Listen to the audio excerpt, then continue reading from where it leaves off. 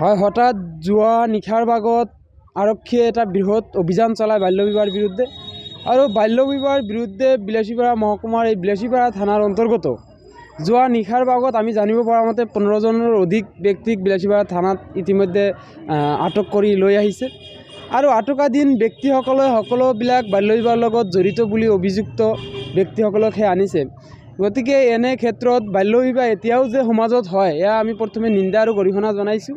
আৰু যদিহে সেইসকল ব্যক্তি প্ৰকৃত দোষী হয়, তেওঁলোকক উপযুক্ত শাস্তি দিয়াৰ কাৰণে আমি দাবী উত্থাপন কৰিছোঁ। ক'ৰ পৰা ধৰিব মানে এইখিনি গোটেইখিনি বিলাসীপাৰা থানাৰ অন্তৰ্গত বিভিন্ন অঞ্চলৰ পৰা তেওঁলোকক আৰক্ষী আটক কৰি ৰাতিৰ ভাগত লৈ আহিছে। আৰু বহুকেইটা আমি জানিব পৰা মতে আৰু মহকুমাৰ অন্তৰ্গত বহুকেইটা থানাতেই ইতিমধ্যে আসামিক কৰাপ্ত কৰিবলৈ সক্ষম হৈছে।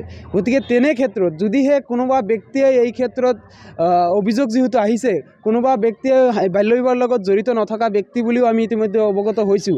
গতিকে তেনে ক্ষেত্ৰত আৰক্ষীয়ে তদন্তমূলকভাৱে যিসকল ব্যক্তিয়ে ইয়াত দোষী সেইসকলক উপযুক্ত শাস্তি দিয়ক আৰু যিসকল ব্যক্তিয়ে ইয়াৰ লগত জড়িত নহয় তেওঁলোকক যাতে সহজতে মোকলাই দিয়া হয়, ইয়াৰ কাৰণে আমি দাবী উত্থাপন কৰিছোঁ।